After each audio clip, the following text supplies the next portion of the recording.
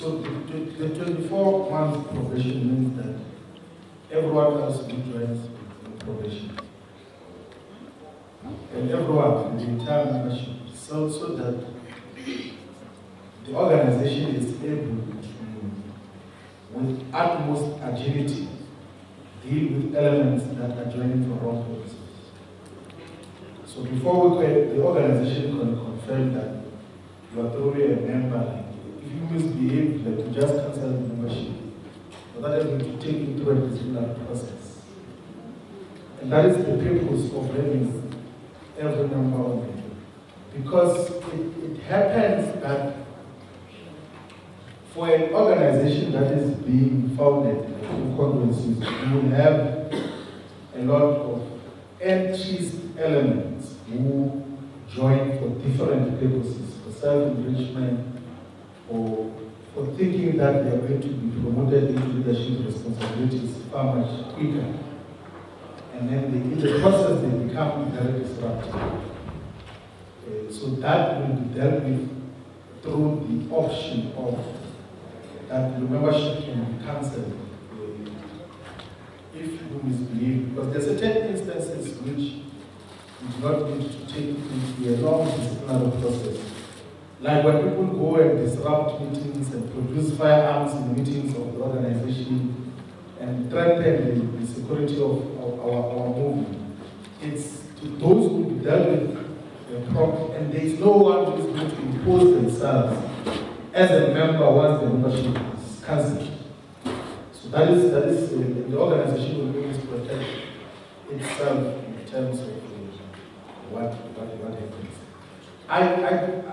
I think there is a separate process. I'm sure the new president will possibly reflect on it. There are separate processes on the recognition of traditional leaders and those who claim kingship or are legitimately saying that they're supposed to be recognized as kings.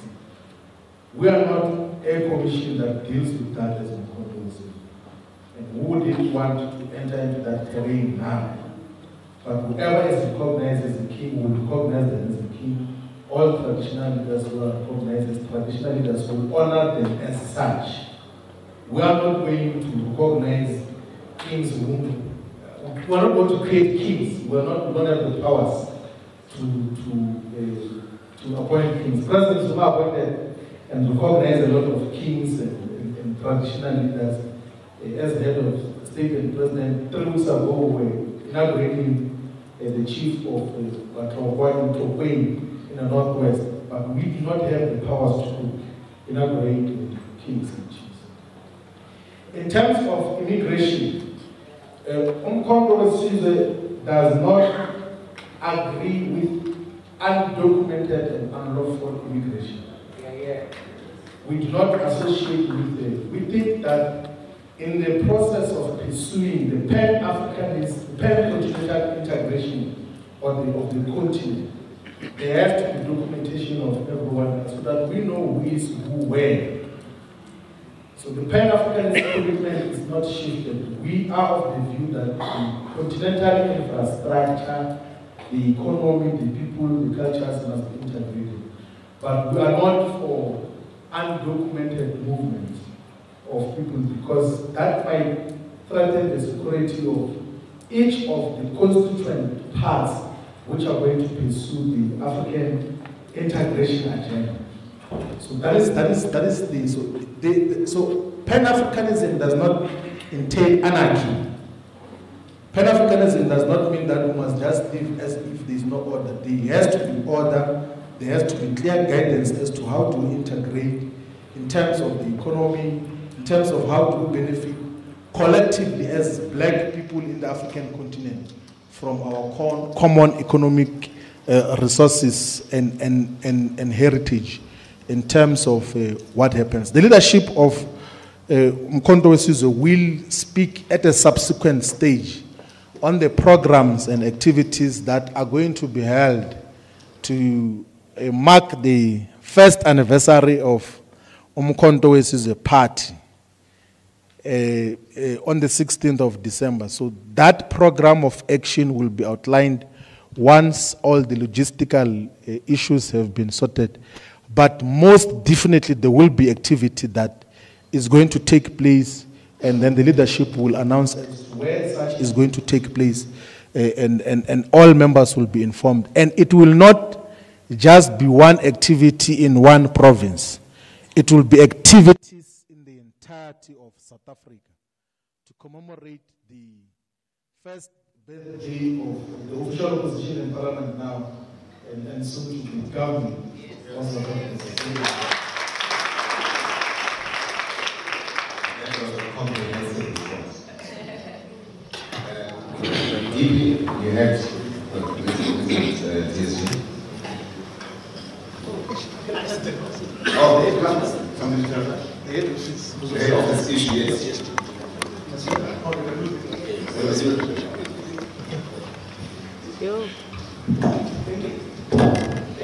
Thank you very much. I'm going to address two questions. One on the two head offices, which each head office will be in Johannesburg, Gauteng, and the other one will be in KwaZulu-Natal. The rationale behind this is that our work as the National High Command is demanding that we are visible and we have meetings, various meetings in the two provinces. And the two provinces are in the center. For example, the Gauteng region. It is easily accessible by all provinces. When we are to hold a national meeting, it becomes central. Then the KwaZulu-Natal, it is necessary for us to have one in KwaZulu-Natal as well, because so that we will be able to be visible and be able to attend to all other provinces.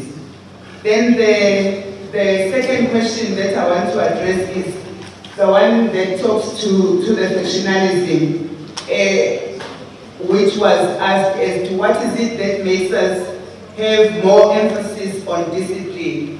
Discipline is one of the key objectives and principles within our constitution. An emphasis of discipline is as a result of what is happening in all communities, and not only happening within the MKP or the Umkhonto we Sizwe Party.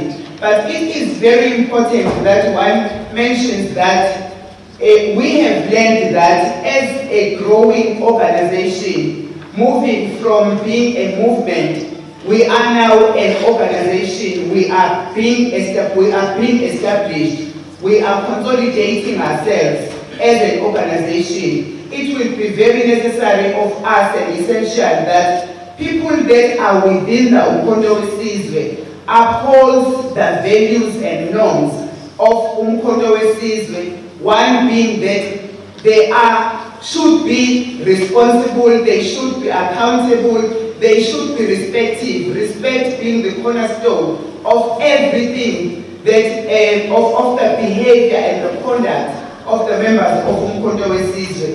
The factionalism that exists within our communities, within our regions and provinces, that one will be dealt with easily so, because we now have our legal instrument, which is the Constitution. That is the reason. Thank you.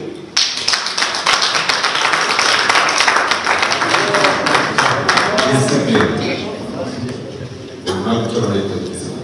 Okay, so the DP had responses. Please, DP. Member of the JSC.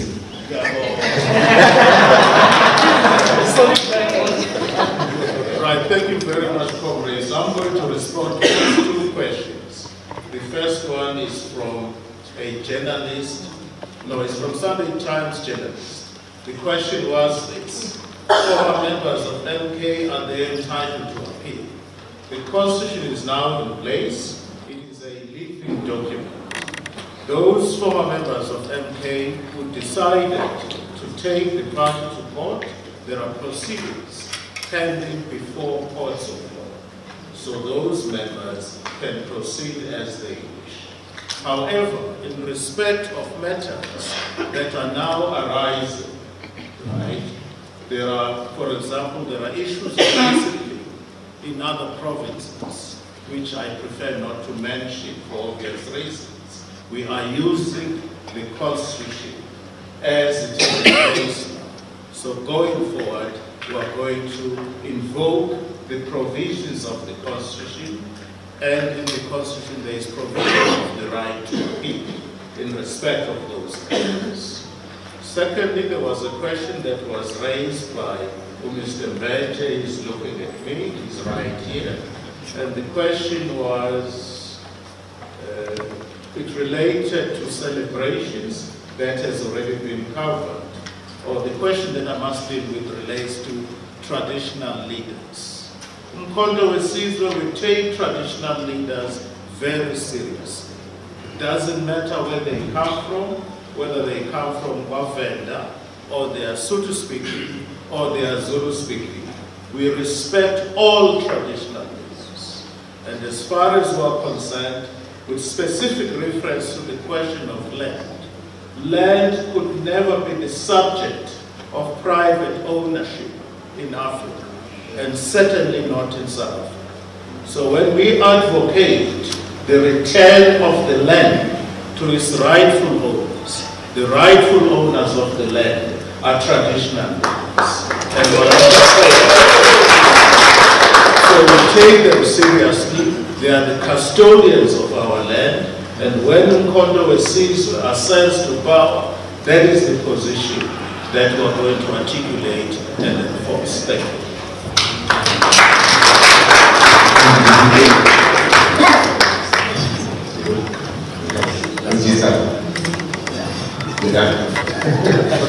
Next round, let's see.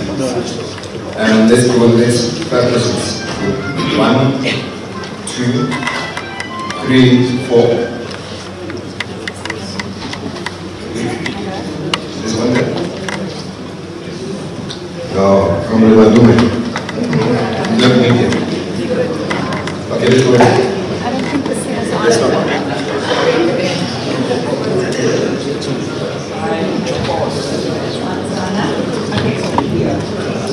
It's Heidi Jacobs from ENCA. I just want to ask if the MK party could respond to the fact that the MPA has taken a decision not to prosecute anybody for the multi-million rand robbery at President Cyril Ramaphosa's house. And then just secondly, is the MK party in a position to tell us what the next move is in terms of its position on the JSE? Thank you. Good afternoon, Zoleka Kodashe from the SABC. I just want to piggyback on the last question from my colleague in relation to, we understand that there is a Part B application that will be heard on the 1st of November. Should you be unsuccessful in that application as well, what would be your next move? Assuming that you would be successful, just for the purposes of this argument, what would be the relief that you would seek? Because the JSE sitting has been protected by the leader of the MK party, was once a member of the ANC. In fact, he ceased to be a member until he was expelled. Can we get a comment in relation to that? Thank you. Sanbonani Nkosinathi Shazi from Power FM News. I'm in Nombuzo Water. This past week, former ANC member and former Premier of KwaZulu-Natal, Willis Mchunu, resigned from the African National Congress, citing that he has lost hope with organization or citing GNU. So with Umkhonto Wesizwe party set to establish provincial leadership across all 9 provinces, is Willis Mchunu, former ANC member, part of our discussions? And will you be joining Umkhonto Wesizwe? Ngiyabonga.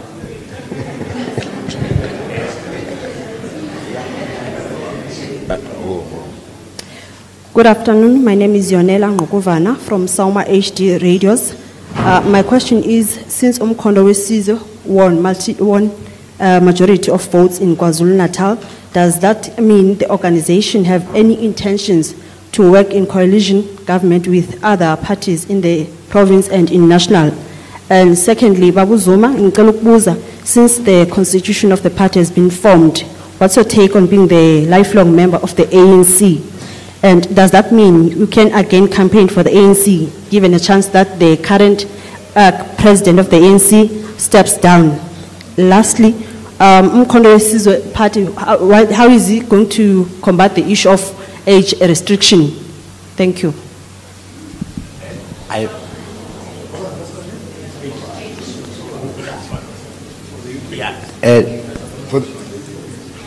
I mean, age of restriction in terms of employment.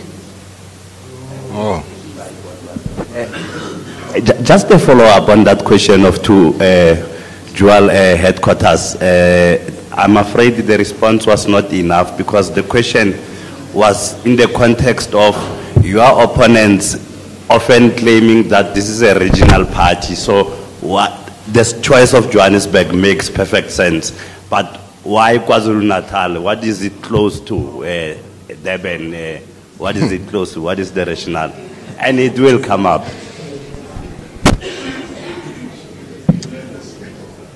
I think that was that. We didn't have a fifth question, eh? Okay. So the first question, the next Phala Phala.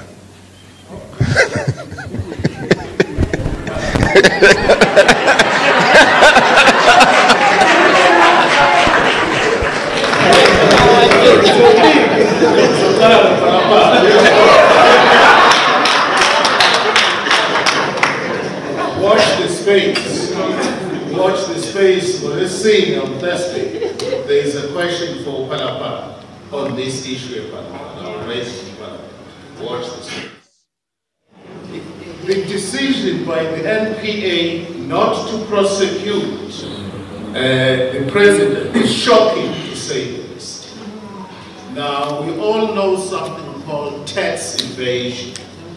Tax evasion occurs where you do not disclose your income.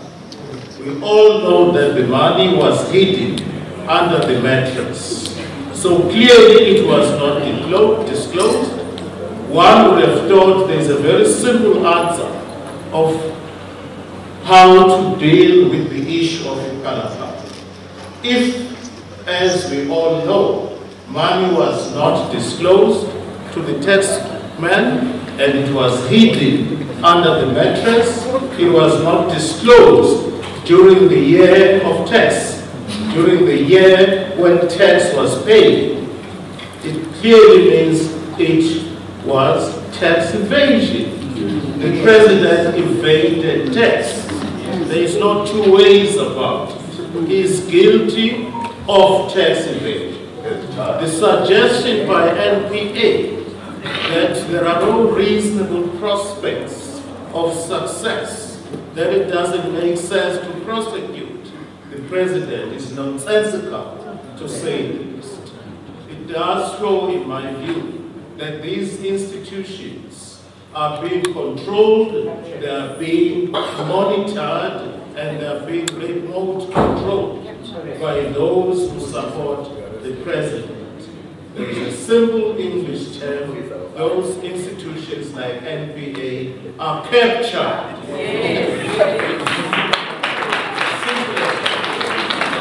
I would expect the president to be prosecuted in this regard because clearly money was not disclosed to the tax man. The president is guilty of tax evasion.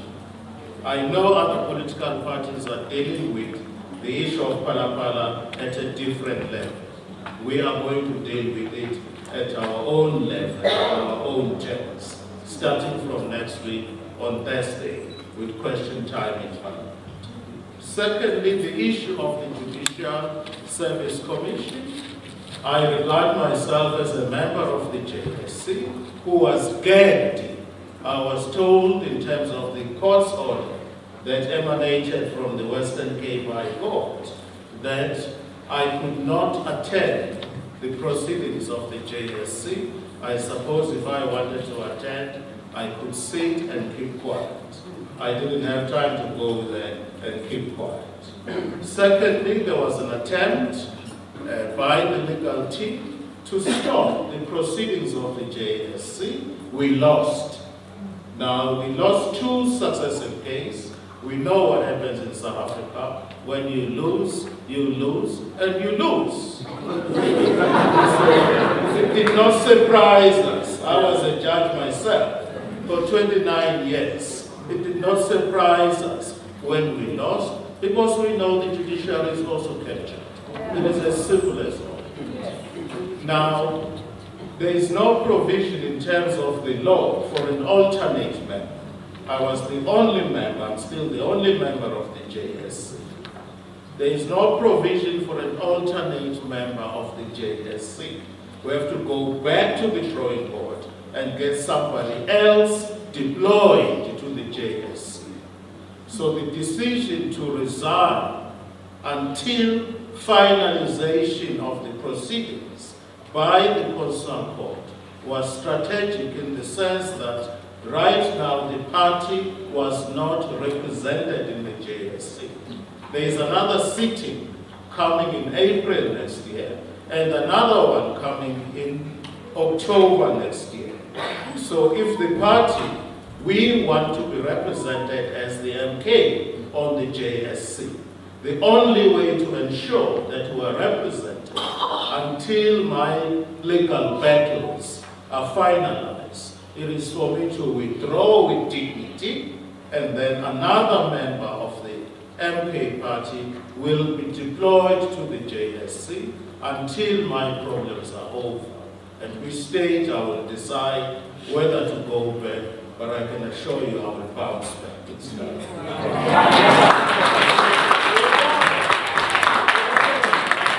Already you can see my absence from the JSC. The Deputy Judge President of the Land Claims Court is a judge called Susan Cowan. What happened to Oshope Onobo?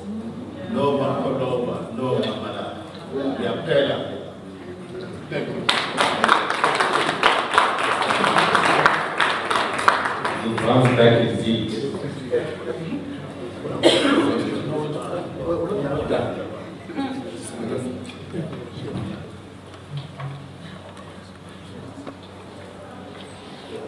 Thanks for the time.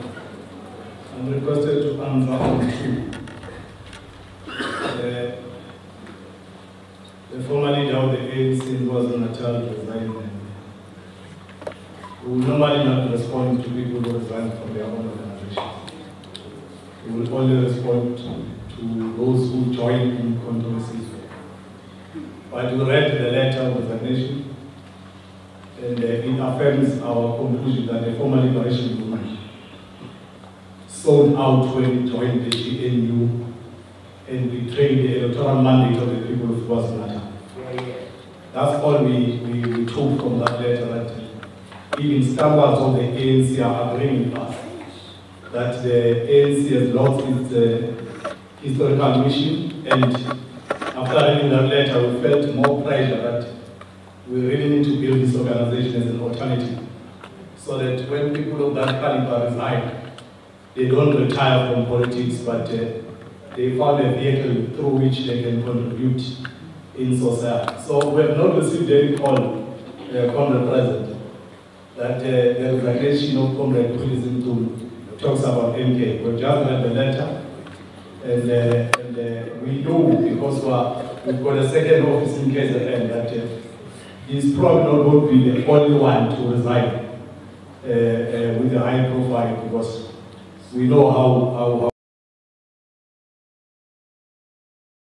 people and general members of the ANC feel about the organization. So we don't know anything at this stage, and we'll wait to see if he's joining. IP might be recruiting him, we don't know, and others. If he's available for recruitment, we'll send the senior leadership to do that.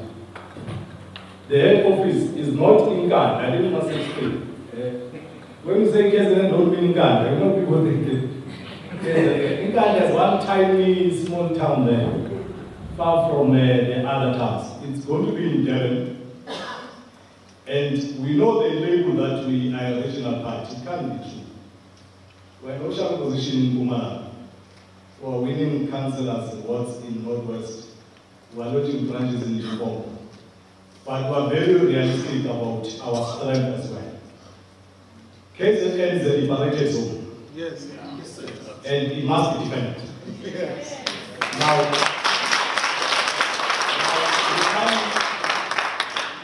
we can't cooperate as if we don't know what we have and what we want. We're advancing national very strongly, but we're jealous in guarding our victories in the future. And the wisdom of the National High Command was that for KZN to be protected as we move forward, because we're also preparing to govern there. That's another reality, that we are preparing to govern what's not.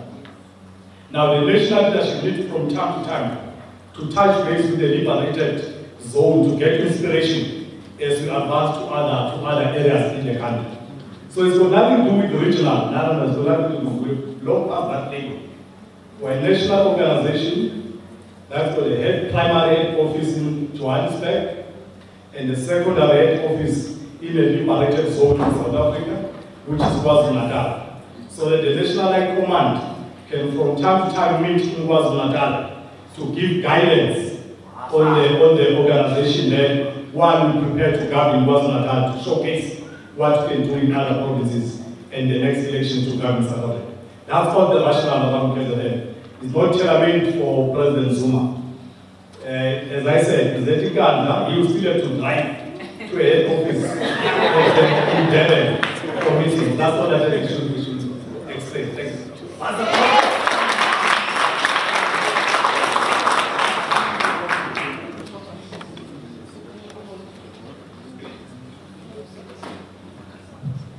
No, thank you very much. The other questions that we have to emphatically clarify is that the Constitution does not provide for an elective conference, and that is not a mistake.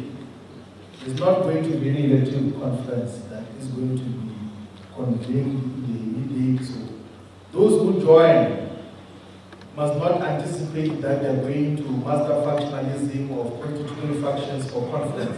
There's no conference coming.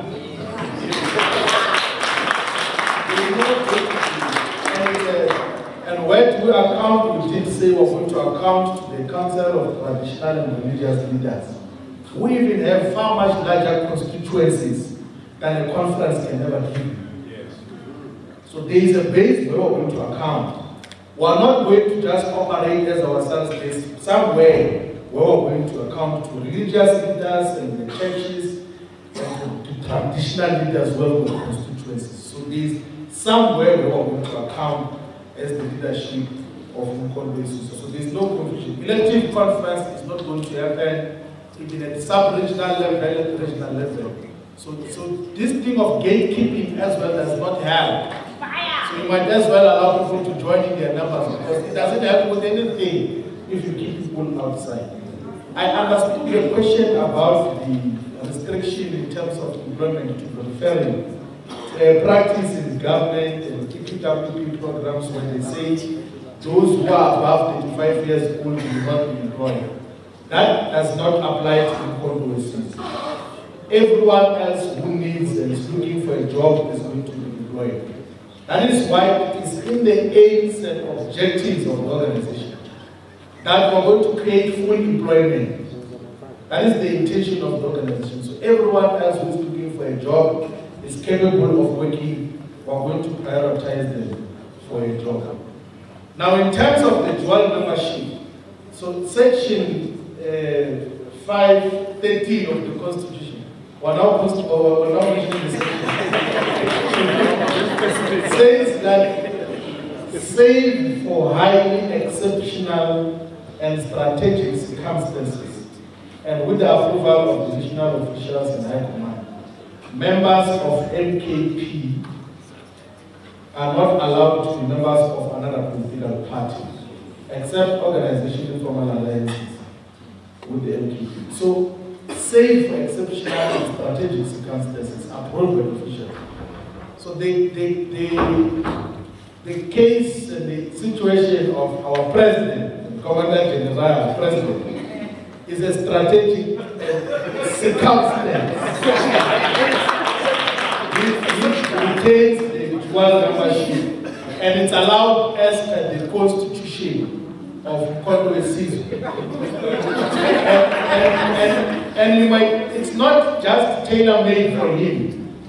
There are instances where we're going to allow members to be members of other political parties. To give an example now, there are councillors and leaders of political parties that are represented in some municipalities.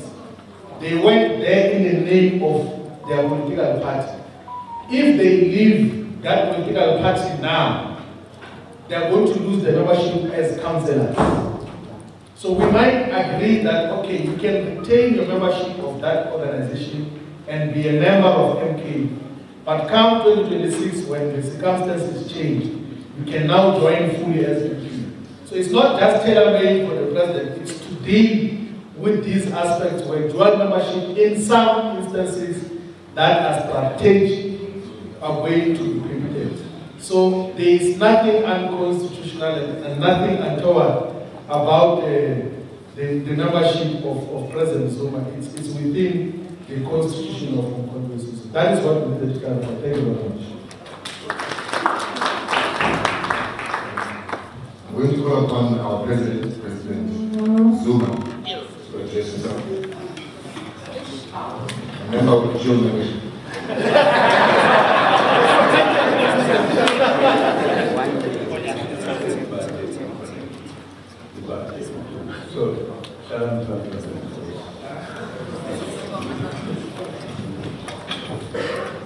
No, thank you very much, Chair, and the leadership, and the membership, and all of those who are here, and the ones who can't read our school, and answer in a of ways. No, I'm just commenting on the small little things. Not big. Particularly because there is a question why this organization is not going to have conferences as all political parties are doing. Firstly, I have not understood conferences. What at the moment I understand, and we agreed with our leaders and members, is that we will meet, not conferences of elections, in what is called consultative conference, where we'll be consulting about our work and looking at whatever we've done, we're doing well, what are the shortcomings, etc., and then take decisions. What then is the next? So consultative, yes. As we always meet, we'll also have that our provinces come where we are all together to discuss where the organization is, what next we need to do to better our activities, etc., etc., etc. I have not seen these days, in particular, anything that is better in our conferences that we've been having.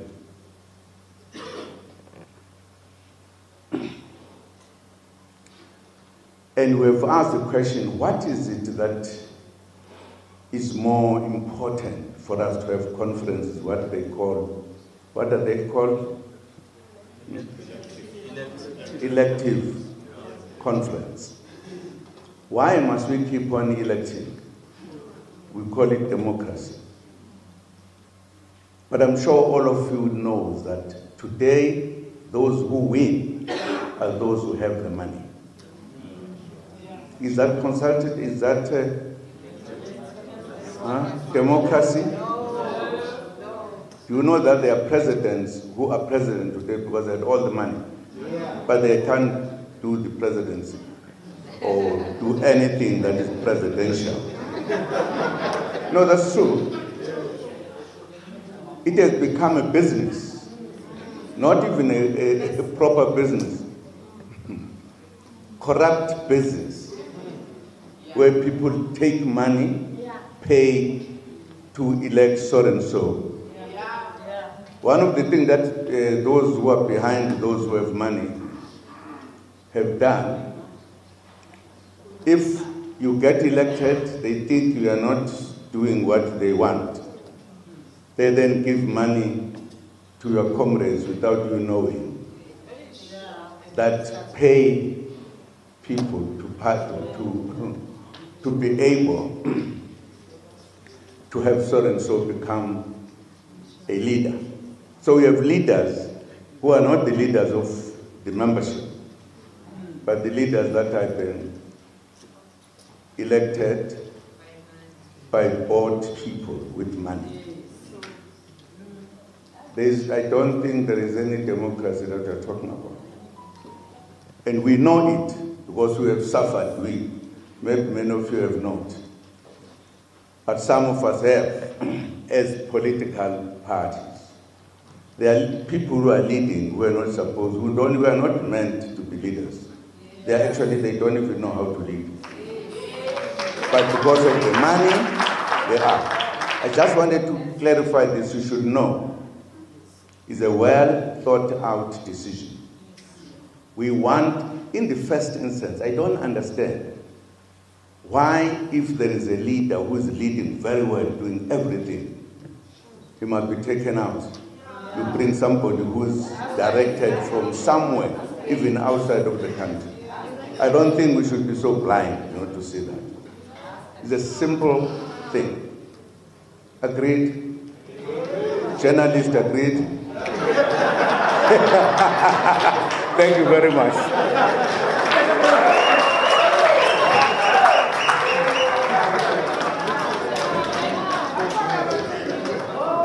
Thank you, President.